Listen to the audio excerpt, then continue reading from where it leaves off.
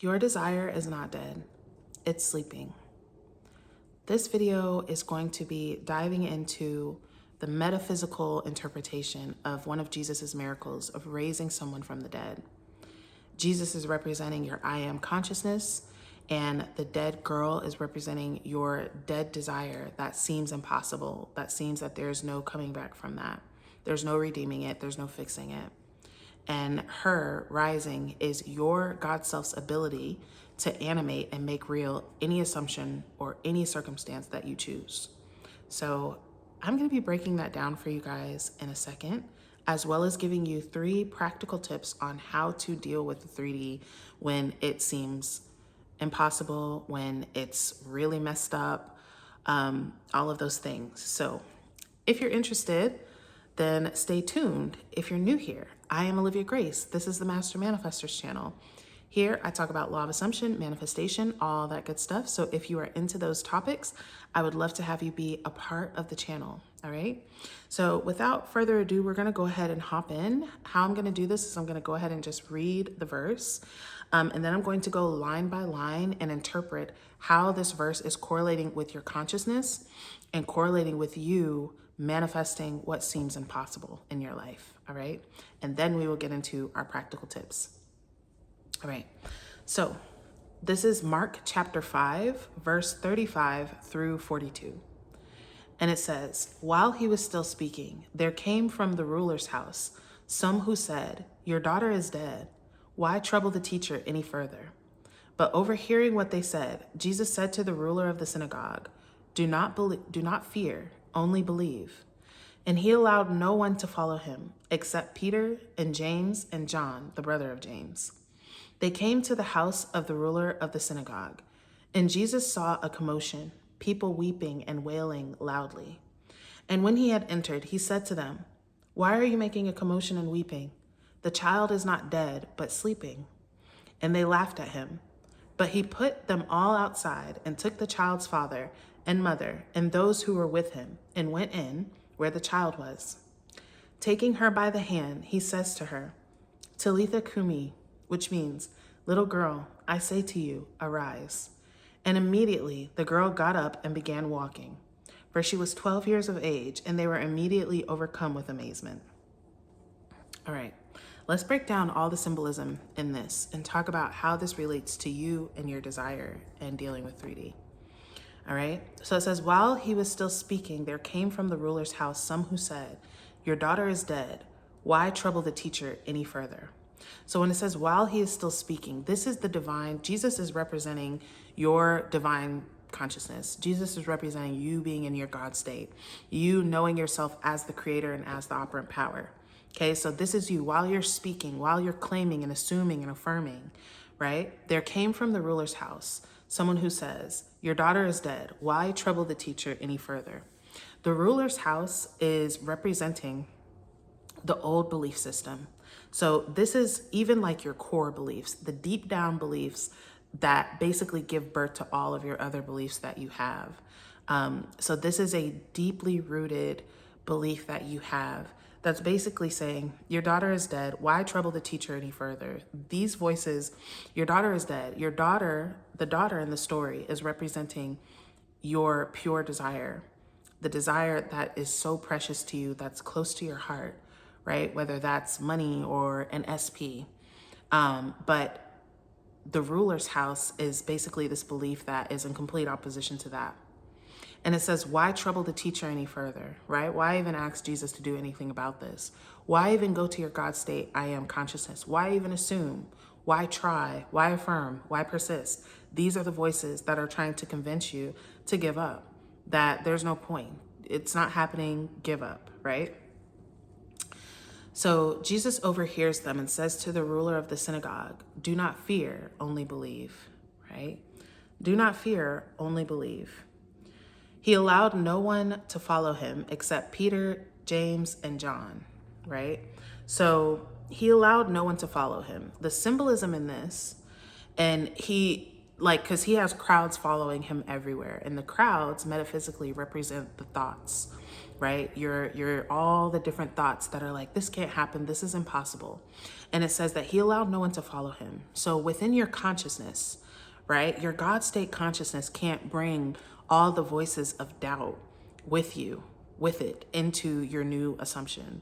It can't bring all the voices that say it can't happen into your new assumption. So it leaves them behind, right? When you go into your God state, when you go within, you leave behind the evidence, the fear, the doubt, the voices that are telling you it can't happen. But he brings Peter, James, and John.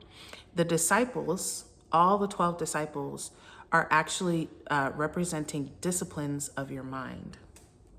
So Peter represents faith, James represents wisdom, and John represents love. And these are the disciplines of mind that create miracles. So faith, wisdom, and love. Faith, right? Trusting in what you hope for. This is what they say in the Bible. Faith is being sure of what you hope for and certain of what you do not see, right? So faith, wisdom. The wisdom is what you already have, which is knowing that an assumption, though false, if persisted in, will harden into fact. That knowing that this world is made up of nothing but imagination, that's the wisdom that you already possess, okay? And love, right? Love, God's self, the love for your desire, the love that you literally are embodied, all right? Okay. So they came into the house of the ruler of the synagogue, and Jesus saw a commotion, people weeping and wailing loudly. All right. Houses in the Bible, metaphysically, are representing states of consciousness, okay? So once again, this is the ruler of the synagogue. So this is your God state going directly into that belief that says, that creates the state that says this is impossible. Whatever that belief is, whatever it is, the past, doubt, fear, whatever, that has now led to the state of consciousness that says this can't happen, right? And he sees the commotion. So when your I am enters, when you start to assume in your God state, it becomes aware of all the people wailing and weeping. These are all the parts of you that are sad, right? That are like, giving up. I can't do this. It's never going to happen. I've been waiting too long. Nothing is happening, right? And so this is also the thoughts that are sad, of course, like these people are sad about the loss of the daughter, right? The parts of you that are sad about the loss of your desire, the panic about time running out, the fear-based thoughts that are trying to fix or make sense of the situation, okay? So when he entered, he said to them, why are you making a commotion and weeping? The child is not dead, but sleeping, right? And so this is the God state. When you, once again, all of this is unfolding in your own mind, okay? This is your God state that is knowing you're the creator. Why are you crying? Why are you having an emotional reaction to 3D appearances, right? That's the God state. That's the God self's stance. It's like, why are you upset? Like, and he says, the child is not dead, but sleeping. This is so deep. And what it means is that your desire is not dead. Your desire is not impossible. It's sleeping, right? Or inactive or dormant. And I want you guys to think of this in the way of states, okay? So when you move into a state of, let's say you're in a state of lack when it comes to money, and you're looking all around and you're like, there's no way for me to get money. There's no way for money to come to me. There's no evidence that money is coming to me. I'm just messed up. Like, that's just what it is, right? But is that the truth though? Because when you look around and you don't see a way, does it mean that there's no way? No. What it means is that you are in the state where there doesn't appear to be a way. But the state where the way is already made, where the desire is already done because creation is finished, is also simultaneously existing, right? It's also simultaneously existing. So your desire, what you're looking at and saying, it's impossible, right? What is impossible in one reality is happening now in another. And you are the deciding factor of it happening, right? You are the deciding factor. You are the one that moves in consciousness to where it is happening now. All right. So the child is not dead. Your desire is not dead, but sleeping. A way that you can think about is that your belief animates reality. So what causes you, we know that creation is finished. We know that all things are happening now. All realities have already happened, and they're all happening in this moment now. But what's the difference between us being in this reality and us being in the reality where we want to be in, right? Is that it's that belief, it's that assumption, it's that decision. And that decision is what lights up and wakes up your desire. It breathes life into it. You breathe life into it. Okay? All right. So it says, it's waiting for you to wake it up with faith, persistence, and identity. Now, when Jesus says that, the people laugh at him, right? They laugh at him. This is the parts of you that are like, please. Like, even at this point now, even though you might be resonating with this, there might be a part of you that's like, whatever. Like, it's still impossible. This is unrealistic. You have to be for real. You need to actually prepare for failure. You need to prepare for things not to go your way. You need to stop holding on to stupid dreams and listening to all this fantasy type stuff, right? They laughed at him. This is the doubt in your mind. This is the part of you that thinks, well, this isn't logical. This isn't realistic. But what did he do? He put them outside and took the child's father and mother and those who were with him and went in where the child was. So he puts them all outside. All of the doubt, all of the voices that are saying, you can't, it's impossible, it's unrealistic. Those things they can't be in the same state. They can't be in the same state of mind where the miracle occurs, okay?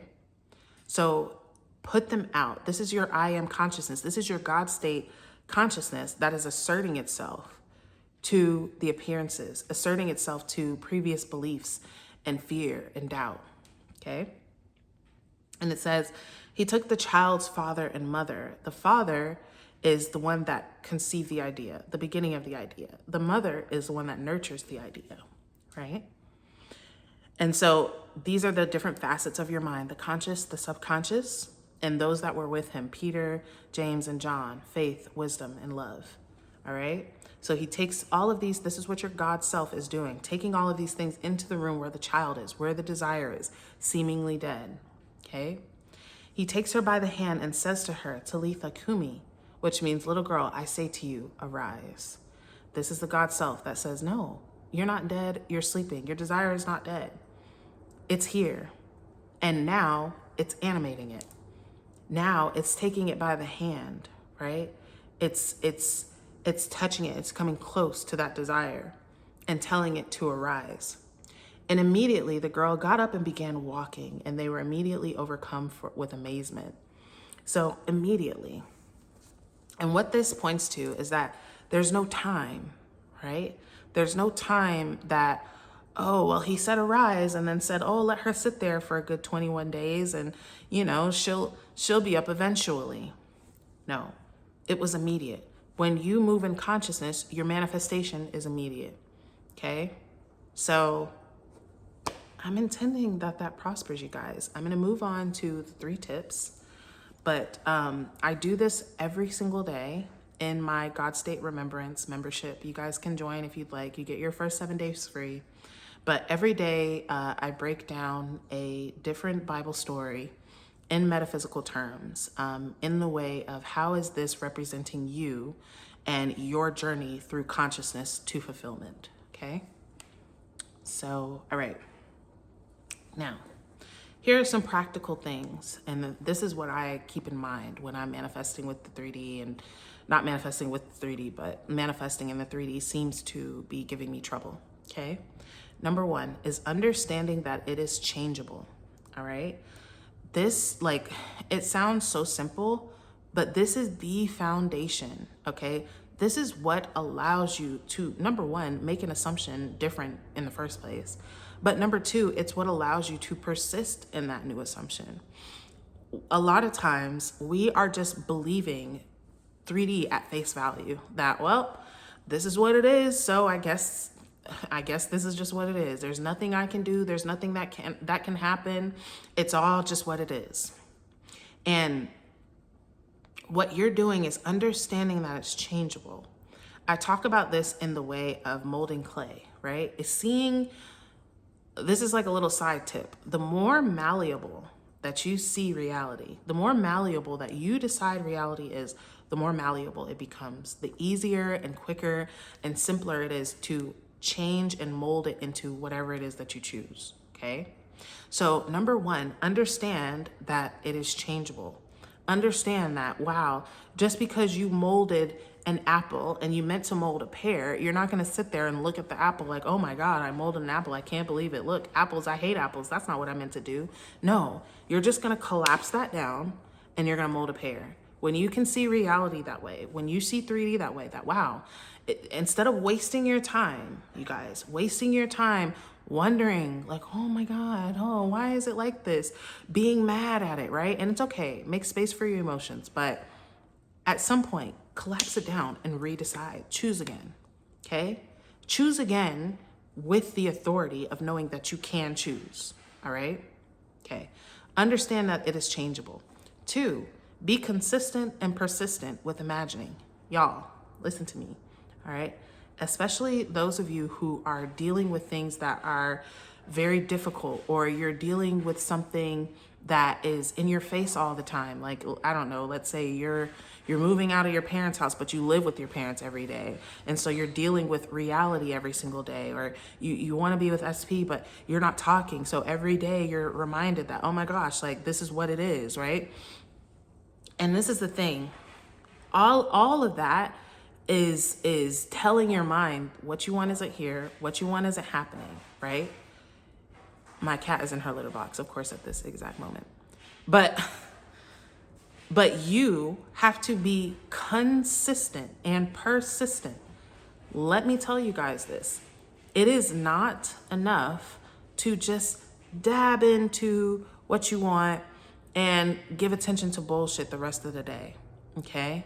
It's not enough to say, oh, I affirmed for 10 minutes twice this week, and all the rest of the time I was reacting to the 3D and deciding that, oh my God, see, it's not gonna work out for me, and I don't know why it's not working. It's not enough to say, wow, I've been believing and acting and assuming for this way for 30, 40, 50 years, and I've been affirming for 2 weeks and things still look the same, okay? Like, this is gonna lead me to my next thing, but stop being concerned about, stop using 3D as the deciding factor. Should I persist or should I not, right? Do you want it? If you want it, you should be persisting, period. No follow-up, okay? Be consistent daily, every single day. You can take a break if you need to, right? If you feel overwhelmed or you're having an emotional day, fine. But you need to get back on it every single day, consistently, every single day, and persistently, no matter what, you guys. Not, oh, well, you know, I got movement, so now I can persist, or, oh, once I get some movement, I'll know I'm on the right track. No, persist in having it, okay? Persist in having it, all right? And last but not least, stop looking to 3D for validation. It will become clear to you, okay? Stop saying, like I said, oh, well, I don't see anything happening in 3D, so I guess I shouldn't be persisting, or I guess it can't happen. This is the thing, you guys. This is not me necessarily telling you not to check the 3D, right? But it's understanding that whatever is happening in the 3D is irrelevant, okay? It is irrelevant to whether you should be persisting or not. It has nothing to do with that. The saying isn't an assumption though false if persisted in, and if you're getting some signs and confirmation and validation from 3D will harden into fact. Taxi. Sorry. But it is you deciding and knowing that 3D responds to you, period. 3D responds to you, period. There's absolutely no reason for you to deviate from your new assumption. There's no reason. There's nothing for you to look, oh, but how will I know? It will become clear to you, okay? And when you make it your business, when you make your intention in your business to impress your mind, right? This is the thing, you guys. When your intention is, I need to get this thing out of 3D, right? She got attitude. I need to get this thing out of 3D. And you keep looking to 3D and seeing, well, it's not working. And then that's sending you in this spiral of doubt and, oh, it's not happening and da, da, da, da, da.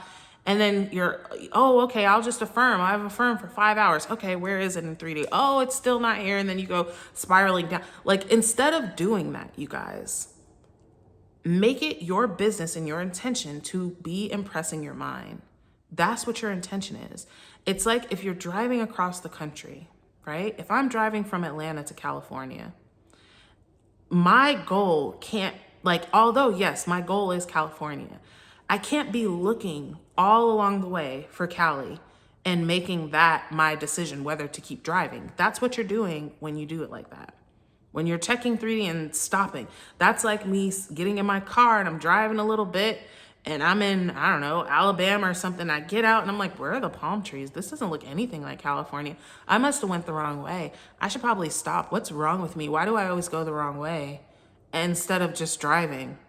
It's like me continuing to drive and then I'm, I don't know, in freaking Montana or something. I'm like, wow, I mean, this looks kind of like Cali, but this isn't really it. I must have did something wrong. Why is it taking so long? What if every stop, if every way along the way, if every state that I get to that's not Cali, I stop, I get out, I wonder, I spin around, I cry.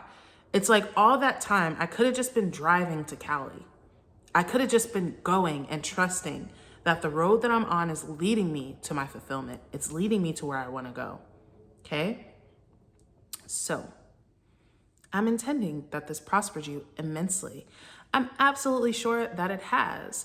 If you guys would like to join the Godstate Remembrance and get these daily Bible studies, then I'd love to have you. I'm also having a Godstate group program that is starting August 11th, and early bird pricing payment plans are both available. I'd love to have you that as well. But other than that, I'm sending you all infinite love, intending that this prospers you immensely, intending that you master your 3D because that's what you're meant to do, all right? Don't let the voices of doubt and fear and old stories and limitation and lack, do not let them decide what's possible for you. Do not let them decide that you can't have what you want because it's not up to them. It's up to you, okay? So I will see you guys in a video soon.